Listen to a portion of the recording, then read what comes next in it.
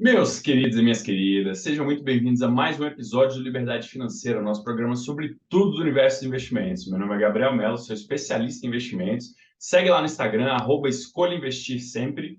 E hoje estou aqui com o nosso economista residente, Samuel Nascimento. Desculpa, Samuel Arantes. Eu sempre confundo tu com Pelé, é o Arantes do Nascimento. É, bem por aí, meu. Bem por aí. É. Então, pessoal, sejam bem-vindos, bem-vindo, Samuel.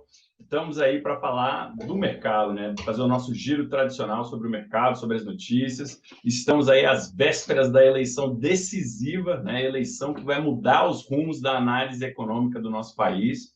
Samuel, que dia, cara, que dia. Hoje a gente está gravando aqui na quinta-feira pós-feriado.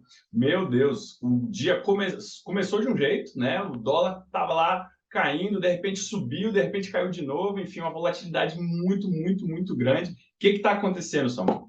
Seja bem-vindo. Fala, grande Gabriel. Pô, prazer de novo estar aí falando sobre o mercado, coisa aí que a gente acompanha de perto. Hoje foi um dado importantíssimo, que foi o CPI, né? CPI lá nos Estados Unidos, que é a inflação que o Fed, né, que é o Banco Central Americano, persegue.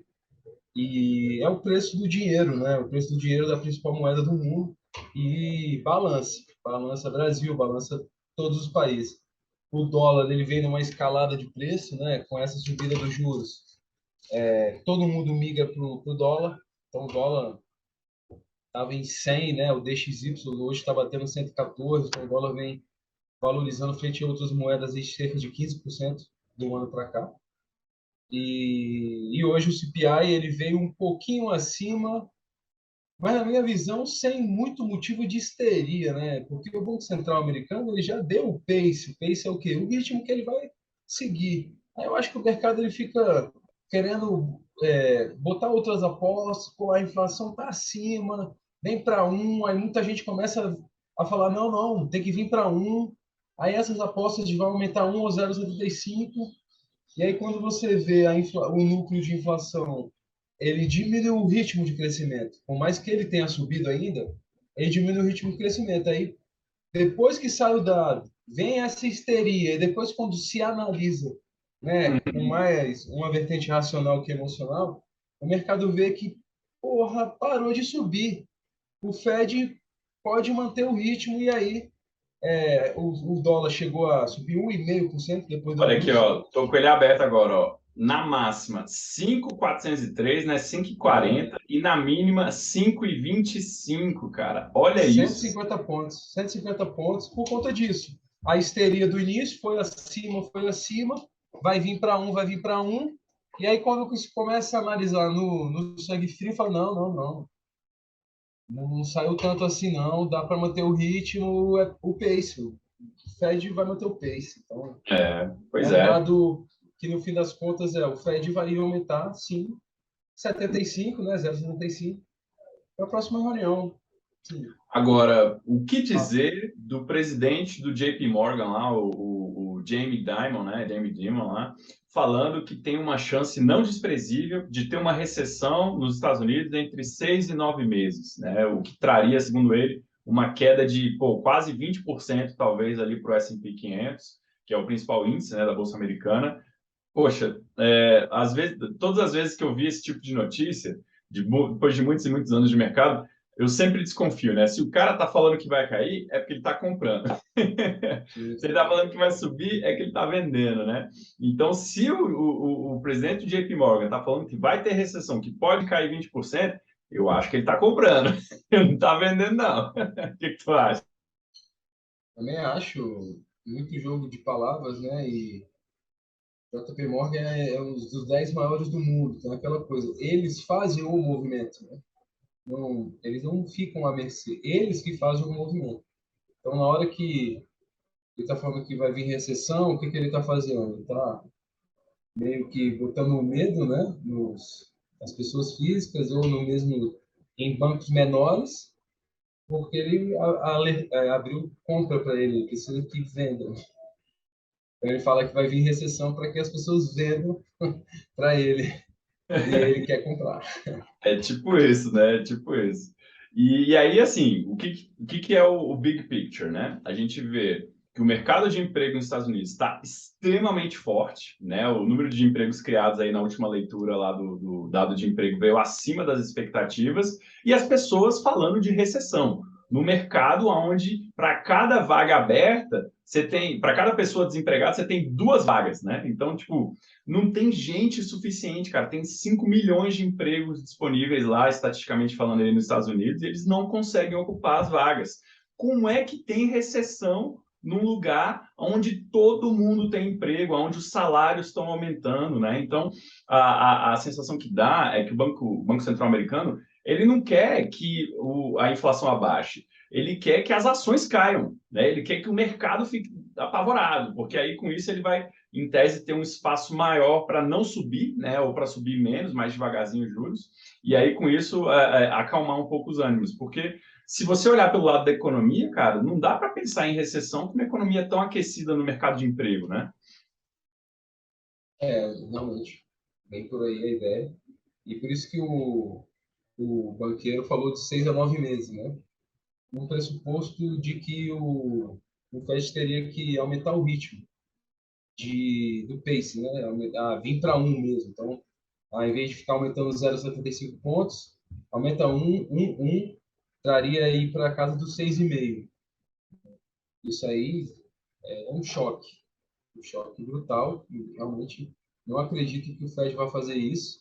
Concordo também com você que ele quer acomodar, porque ter ainda taxas negativas, né, taxa de juro real negativa, é interessante para o Fed. Ele vai diminuir a base monetária e isso, por si só, também é desinflacionário, né? Ele deixa de comprar. Explica pra gente, cara, o que é diminuir a base monetária, para o pessoal entender? Juro real, né? Então, assim, ele emitiu lá atrás US$ 1 trilhão, né? Só que a inflação tá, lá nos Estados Unidos está 8 e ele está pagando 3. Então, se a pessoa for receber o dinheiro de volta, ela vai receber descontado de 8% de inflação. E se ela fizer uma rolagem, ela vai receber menos do que ela pagou, né? Então, ela é uma escolha do investidor. Ou ele rola e a taxa fica positiva e ele fica tranquilo, ou ele recebe já descontado da inflação. Então, é uma taxa de juro negativa, que numa fórmula, e já trazendo o tecnicismo aqui, mas assim, o juro real é a inflação, é a taxa de juro menos a inflação.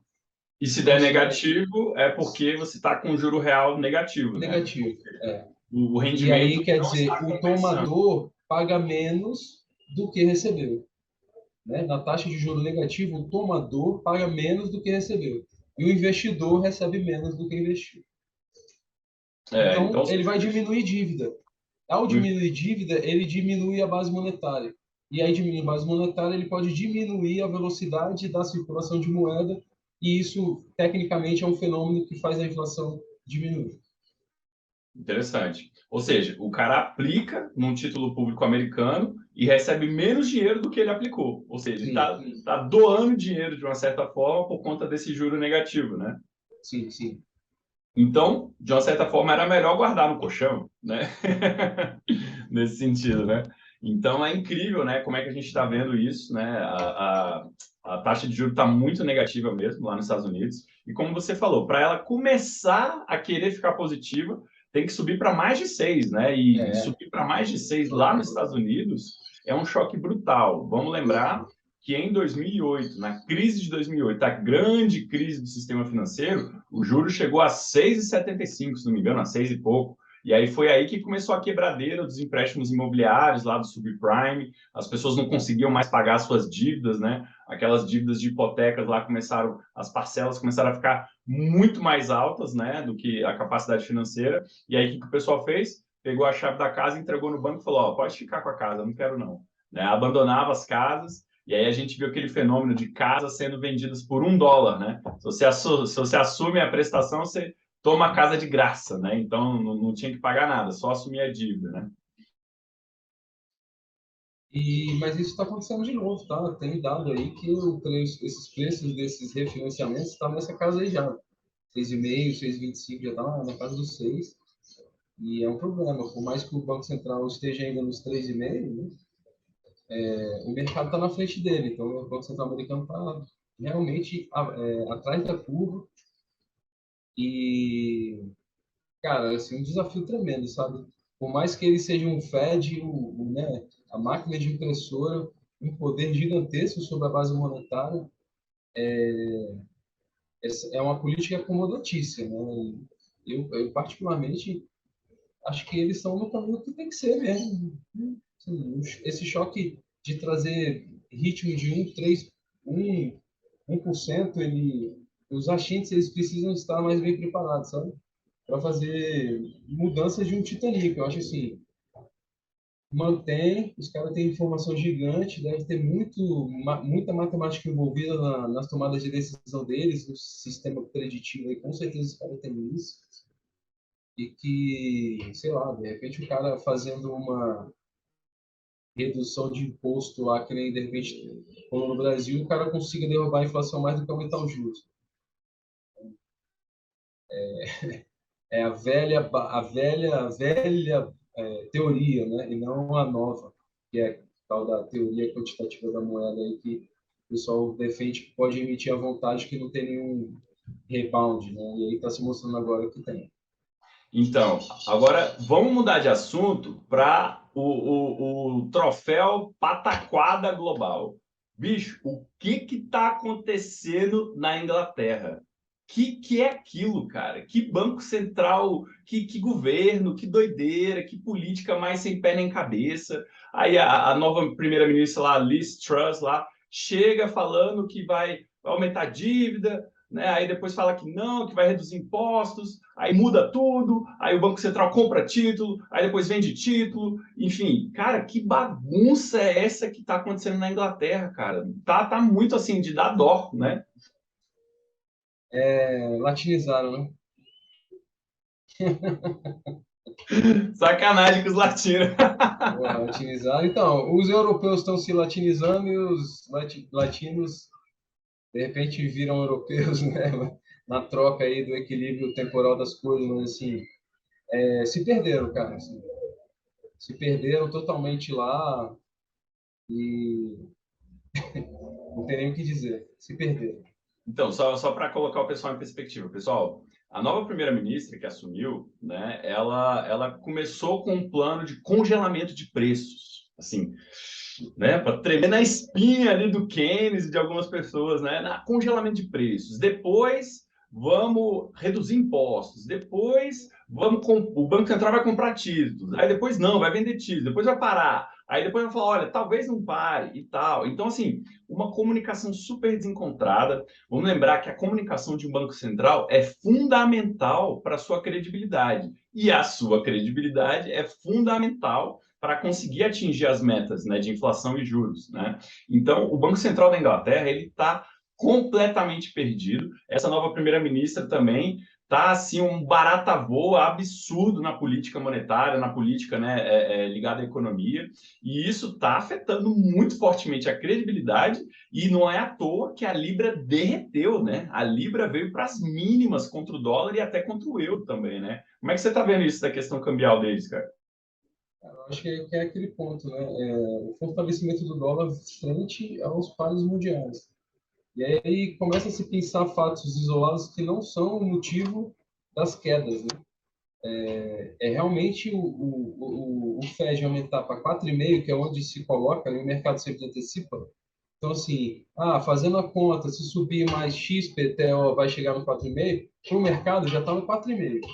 Então, ele vai antecipando compras. E o que está acontecendo? O pessoal está vendendo outras moedas e está comprando dólar. Pô. Aonde, em qual momento o Tesouro Americano estava pagando, que é sempre importante dizer, é a taxa livre de risco do mundo, nunca deu calote. Nunca deu calote. A taxa livre de risco são títulos do Tesouro Americano. Vindo a 4,5, imagina você ganhar em dólar 4,5, é como se, fazendo a conta de padaria, botando no câmbio, a gente ganhar 20% ao ano aqui. Então, é muito bom, os recursos migram para lá, há um fortalecimento do dólar frente a todas as moedas. E aí, o Banco Central japonês interviu no Yen, o Banco Central da Inglaterra interviu na Libra, e aí o que se fala é que o da China e o da Europa vão ter que intervir também. A pressão para a desvalorização do yuan, por conta desse fortalecimento do dólar, está brutal. Assim. Tá brutal. Verdade. Então, Eu também tá rolando esse movimento de todas as moedas. E aí a Inglaterra, por ser uma moeda de, né, lastro internacional, ela sofre mesmo, é o que tu falou. Nas mínimas, como o Yen está na mínima, como o Yuan está na mínima, e realmente o dólar está muito fortalecido por conta desse juro. E vamos agora entrar um pouquinho dentro da América Latina, né? A gente olha para Chile, Argentina, Venezuela nem conta, né? Colômbia, né? Tipo, todos os países com dificuldades, as inflações aí começando a perder o controle. Pô, a inflação da Argentina está dando 80% ao ano, né? Tá um negócio assim fantasmagórico, né? Para ficar numa palavra sutil. E aí agora estamos no Brasil, aonde a meta, a previsão no início do ano era 10 a 11% de inflação e vamos fechar com 5,7%. O início do ano, o Itaú, que a gente nunca vai esquecer, Itaú, a gente não esquece de você, Itaú. Você falou que o Brasil ia cair 0,5% esse ano, Itaú, e vamos subir 3%. Vamos subir 3%, não é? Vai cair, não vai nem cair, vai subir e vocês achavam que ia cair meio.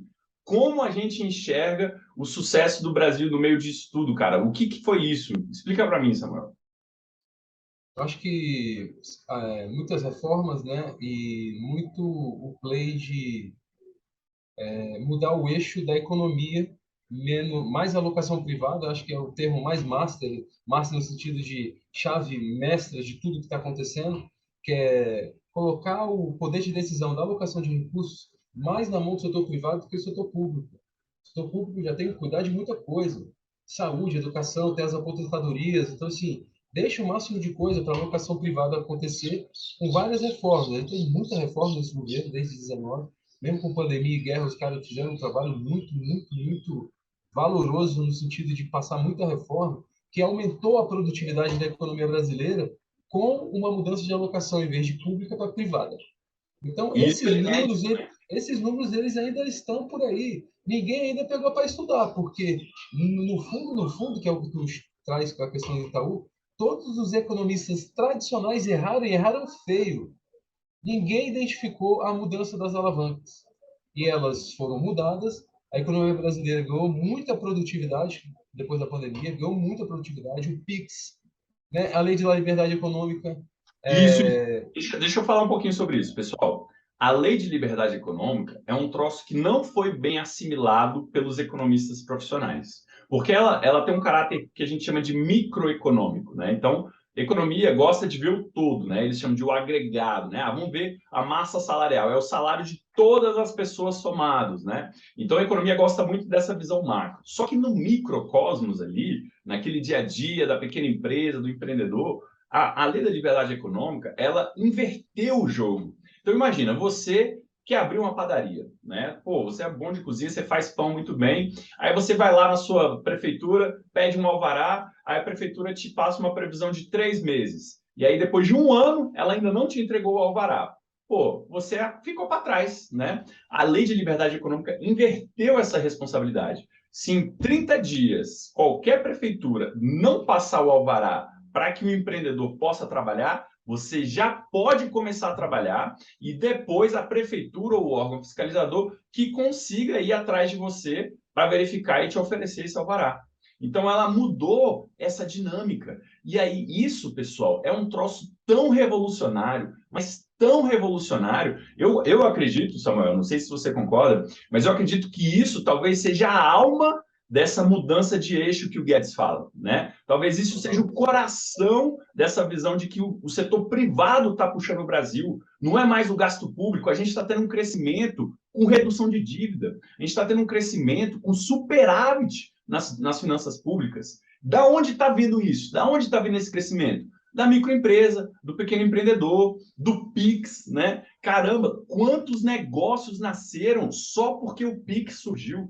Por isso que o Bolsonaro e tanto, né, os banqueiros internacionais estão vindo aqui no Brasil estudar o Banco Central, estudar o Pix, como é que funciona isso. Esse caráter tão revolucionário, se você juntar o Pix, a Lei de Liberdade Econômica, né, e mais outras reformas micro aí que foram feitas, isso é um troço silencioso, né? Fazendo uma analogia com política, isso é que nem você fazer saneamento básico. Resolve muita coisa, mas ninguém vê, porque fica debaixo da terra, né? É muita, é muita produtividade, né? Você destrava a criação de valor, você destrava a criação de riqueza da sociedade, né? Que é a inversão do que tu falou. Cara, deixa eu trabalhar e se você não me der em 30 dias, você vai me deixar trabalhar. Eu não vou ficar dependendo de você. Então, realmente muda o status da coisa, a criação de riqueza é destravada, e aí vai para uma formalidade, né? Porque é o MEI que começa a faturar que ele vai pagar a guia lá da DARF. Pois é, e aí E a questão dos direitos trabalhistas, né? A reforma trabalhista, que foi do Temer. Pô, o Guedes falou pra gente, quantos empregos não surgiram justamente porque você tem uma forma diferente de empregar. Você pode empregar por algumas horas. Aí imagina aquela mãe de família que está lá na casa dela, que tem um filho pequeno, que não tem creche, mas, poxa, ela, através de um computador, de um celular, ela pode trabalhar no telemarketing 2 horas por dia, né? E aí um contrato de trabalho que permita ela trabalhar 2 horas por dia, que é o que a flexibilidade da reforma trabalhista trouxe, faz com que ela consiga ter um emprego, mesmo com pequenas horas de trabalho, né? E antes as pessoas, não, mas você tem que ter direito, todos os direitos, tem que ter um monte de impostos e tributos em cima dessa sua folha de pagamento. E aí o que você fazia? Afugentava o empresário. O empresário, o quê? Eu, com esse monte de dívida de custo fixo? Tô fora, né? Então, essas pequenas mudanças, desde a reforma trabalhista e previdência, vieram se acumulando. A pandemia acelerou no mínimo uns 10 anos a digitalização de serviços, né? A digitalização da economia como um todo. E agora o que a gente vê? Um país gigante como o Brasil crescendo de forma robusta, mais de 3% esse ano. Nenhuma economia grande, tirando a Índia, vai crescer isso. Nenhuma economia do G7 vai crescer isso esse ano, e a gente tem inflação mais baixa do que vários desses países, né? A gente deve crescer mais do que a China. Como colocar isso em perspectiva, cara? é realmente difícil colocar em perspectiva porque é um ineditismo, né? Realmente é um inédito, né? Não é que é questão difícil, mas é inédito. Fazia muito tempo, eu acho que eu nem lembro, eu sou formado em economia, de ver que o Brasil cresceu mais que a Europa, cresceu mais que Estados Unidos, e com inflação mais baixa. Isso remonta, para mim, década de 70, 60 e olha lá. É, ditadura Então, militar, né? Foi naquela época que o Brasil a gente cresceu, vai crescer mais que a Europa e vai crescer mais que os Estados Unidos, que são os polos de fluxo de capital, né? E no ano que vem vai crescer mais que a China. Então, tá, o papo do mercado é esse. Pô, o Brasil vai crescer mais que a China. Cara, assim, realmente existe uma mudança de eixo e está ficando claro a cada mês que passa. Isso aí. E aí, para fechar, vamos falar um pouquinho de eleição, né? A gente tem visto que as pesquisas estão muito próximas, né? Algumas estão um pouquinho distantes, mas a média das pesquisas mostra uma proximidade muito grande da intenção de voto dos dois candidatos. E a gente viu que hoje, né? Hoje bateu a notícia aí nos terminais de que o Bolsonaro garantiu o Guedes no segundo mandato, se ele ganhar. Ele falou que só se ele não quiser, né? Então, o Guedes está garantido. Pode ter uma chance do Guedes não querer? Pode. Mas, dado todo esse sucesso estrondoso que ele está tendo, né? Todo esse reconhecimento que ele está conseguindo ter, eu acho difícil ele pensar assim, nah, não, vou deixar quieto, porque tem tanta coisa ainda por fazer, né? Tantas privatizações. Só que, assim, ninguém consegue tranquilamente cravar quem é que vai ganhar. Mas, do meu lado aqui, eu não sei você, mas os meus clientes muitos me perguntam assim: olha, eu consigo registrar uma ordem de venda no domingo, se o Lula ganhar ou se o Bolsonaro ganhar, enfim, muita gente com medo do Lula ganhar e querendo vender Petrobras, né? Querendo vender estatais, querendo vender empresas ligadas ao governo. Né? Então, como é que você está vendo isso aí? Eu acho são dois cenários, né, bem claros, né? Uma vitória do Lula é binário, uma vitória do Lula, uma vitória do Bolsonaro. E aí entender qual a porcentagem disso de probabilidade de acontecer. Minha visão é que o Bolsonaro tem mais chance de ganhar do que o Lula, Então, a maioria das minhas apostas vai para uma estourada da bolsa, para cima. Tipo, o meu principal aposta via varejo, hoje transacionando a 3,65, já abre a 3,95, R$ 4, e segunda-feira é isso. Se o Lula ganhar, não que caia, mas não vai subir. No dia seguinte, mas à medida que ele for compondo o governo, que é uma coxa de retalho, a gente não sabe qual é o problema dele. E a gente sabe que ele está falando que ele vai acabar com o teto. Ele não tem maioria parlamentar para fazer isso. Ele vai fazer via judiciário? Pois é. Será? Aí isso vai estressar. E aí, quando essas coisas ficarem claras, aí eu acho que começa uma fuga em relação à venda. E aí eu compraria também uma put lá hoje está no 3,60, lá no 3, para o cenário de 20% do Lula ganhar e começar a fazer muita, muita cagada na economia. O grande problema é exatamente o que você falou. O Lula não fala o que ele vai fazer. O Bolsonaro já cravou, deixou claro, o meu plano econômico é manter o Guedes. E a gente sabe exatamente o que isso significa, porque a gente viu o que o Guedes fez nos últimos 4 anos. Agora, se o Lula garantisse o Meirelles na economia, falasse, é o Meirelles, cara, acabou. Ele ganhava o mercado, né? Ele teria Mas uma aí ele credibilidade maior. vai perder o pessoal Pois numa é, eleição polarizada 50-50 do jeito que está. Ele não vai. pois é. Tipo, Se ele por garantisse o isso que Meirelles, esse que é o problema. Se é, vota sem saber o que vai fazer. Né? é, Assim, o tem que ministro da saber. Economia vai ser o Meirelles ou vai ser o Boulos? Não Pois é. fala. Se ele O pessoal falasse, né? vai votar no cheque em branco, beleza, assim, faz É, parte, né, da democracia, mas assim, que tem isso claramente, consciência. é. Bom, mas estamos estourando o nosso tempo. O papo, quando é bom, voa rápido, né? Samuel, queria te agradecer. Mais uma semana aí, estamos juntos. Pessoal, boa eleição para vocês. Vamos ficar de olho no mercado e tomara que o Brasil saia bem dessa, né? Tomara que a decisão, de qualquer forma, para qualquer lado que venha, que a gente consiga trabalhar bem com isso olhando para frente. Então, até mais. Tchau, tchau. Valeu! Valeu, tchau, tchau.